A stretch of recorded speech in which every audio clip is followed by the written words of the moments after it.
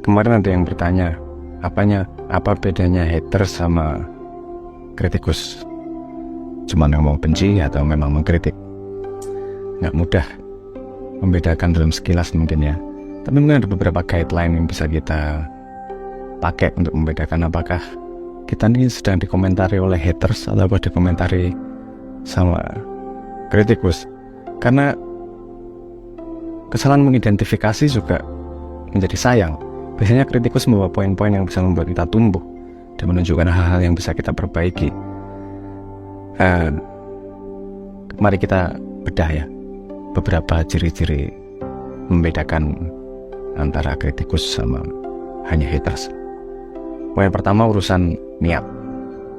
Haters biasanya memiliki perasaan negatif, iri, benci terhadap seseorang atau sesuatu. Tujuan utama mereka justru menjatuhkan orang lain, menyebarkan negativitas atau meremehkan pencapaian mereka.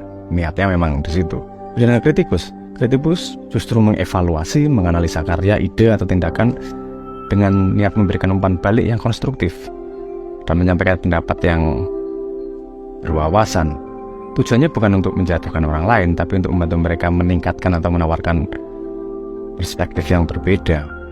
Ini bisa, walaupun caranya mungkin kelihatan negatif ya, caranya mungkin kok kasar apa gitu, tapi kalau kritikus biasanya ngomong tuh nggak cuman hating, tapi ada dasarnya.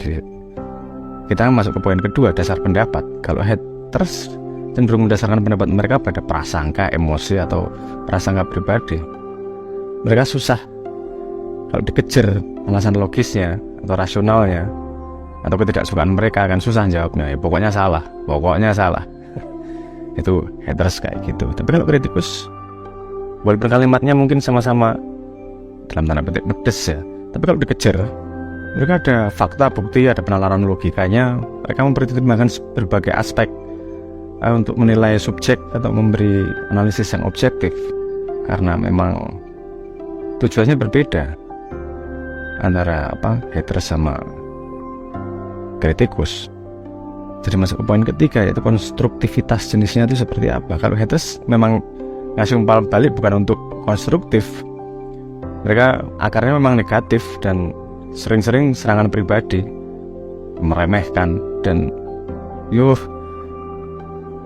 kadang pendapat berbeda aja sudah jadi dasar untuk menjelek-jelekkan tanpa ada analisis terhadap perbedaan itu, kan gitu. Beda dengan kritikus biasanya selain mengkritik, kalau dikejar misalnya gitu, karena tidak semua orang punya waktu panjang. Misalnya kalau kita Twitter paling ya cuman berapa karakter kan gitu, bisa dimulai dengan kalimat yang sepertinya haters, tapi ketika dikejar, kalau kritikus beneran itu ada dasarnya.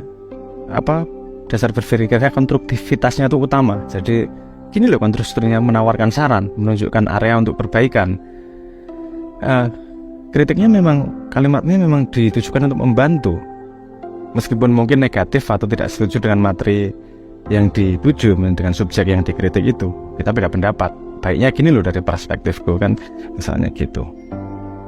Biasanya yang dikritik itu karena nggak bisa membedakan, terus asal dihajar aja, bukan malah digali. Kadang-kadang perspektif dari kritik itu penting untuk bisa membangun kita bersama. Dan ini juga akan kelihatan kalau dikejar lebih lanjut. Ini pada ciri yang keempat, pada keahlian. Kalau haters biasanya tidak memiliki keahlian atau pengalaman khusus dalam bidang yang mereka kritik. Memang ahli komen dengan kata dalam tempurungnya. Mohon maaf, pendapat mereka sering tidak berdasar dan nggak ada kredibilitasnya. Apalagi akun anonim, menunjukkan dirinya nggak berani, kredibilitasnya juga nggak kelihatan, karena sistemnya hanya menyediakan informasi user itu. Kalau usernya udah ditutupi, udah nggak kelihatan siapa, kita nggak bisa mengukur kredibilitasnya juga, kecuali ada cara lain untuk mengukur kredibilitas itu walaupun namanya nggak kelihatan. Kebetulan saat ini belum ada kalau di sosial media. Yang ada, kalau kritikus biasanya malah ahli di bidang-bidangnya, di bidang yang mereka kritik, pengalamannya relevan, mereka sudah punya pengalaman panjang, dan mereka punya kredibilitas pada pendapat dan kritik mereka.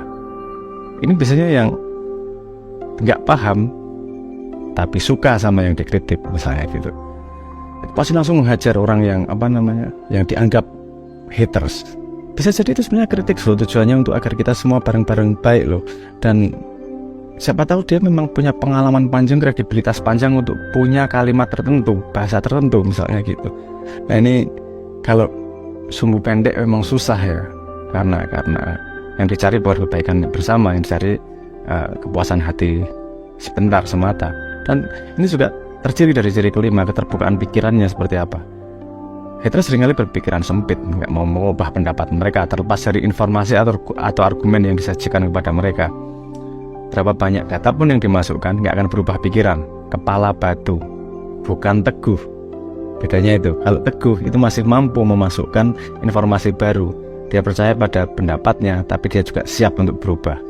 Dia tidak mau digeser hanya dengan pressure dari luar. Tapi kalau yang input dari luar bukan pressure tapi data baru, informasi baru, dia harus berubah pikiran, berani dia berubah pikiran. Kritikus sebaliknya, kritikus justru terbuka pada gagasan dan perspektif baru. Mereka bisa menarik kritiknya kalau ternyata ada informasi tambahan yang membuat kritiknya tidak valid lagi misalnya gitu. Mereka bisa dengan mudah merevisi kata-kata mereka, bukan tidak teguh, tapi karena dia objektif terhadap informasi yang dia dapatkan. Nah, ini ciri-ciri yang bisa kita pakai untuk membedakan mana haters, mana kritikus. Kenapa penting kita bisa membedakan itu? Sekali lagi saya katakan, seperti yang saya katakan di awal, ketika kita ngomong sama orang lain, ada komentar, itu ada dua hal kemungkinan terjadi. Ketika terjadi tabrakan ya, dalam tanda petik terjadi pergesekan, ada informasi yang dia tahu yang kita tidak tahu, atau ada informasi yang kita tahu dan dia tidak tahu. Coba di track yang mana? Kalau ada informasi yang dia tahu kita tidak tahu, jadi kesempatan belajar. Kalau dia memang benar-benar kritikus, pasti ada informasi yang berharga. Kalau dia haters, nggak ada gunanya diterusin. Kalau saya tahu informasi yang dia tidak tahu, kalau dia kritikus, ketika saya menyampaikan informasi baru, dia akan mengubah pikirannya, dia akan menyerap informasi itu dan mempunyai konklusi yang mungkin berbeda dengan dari sebelumnya. Gitu. Jadi akan terjadi pembicaraan yang bisa menumbuhkan kedua belah pihak. Tapi kalau haters, kita mau tahu sesuatu yang dia tidak tahu, kita kasih tahu juga akan ditolak mentah-mentah, karena memang sudah tertutup pikirannya. Tujuannya bukan untuk kebaikan bersama. Haters tujuannya memang untuk menjatuhkan orang lain. Nggak usah habisin waktu untuk haters. Ya, sayang energi, sayang waktu, sayang tenaga. Justru lebih manfaat kalau digunakan untuk menumbuhkan diri dan ketemu sama orang-orang yang pengen tumbuh bareng. Semoga manfaat.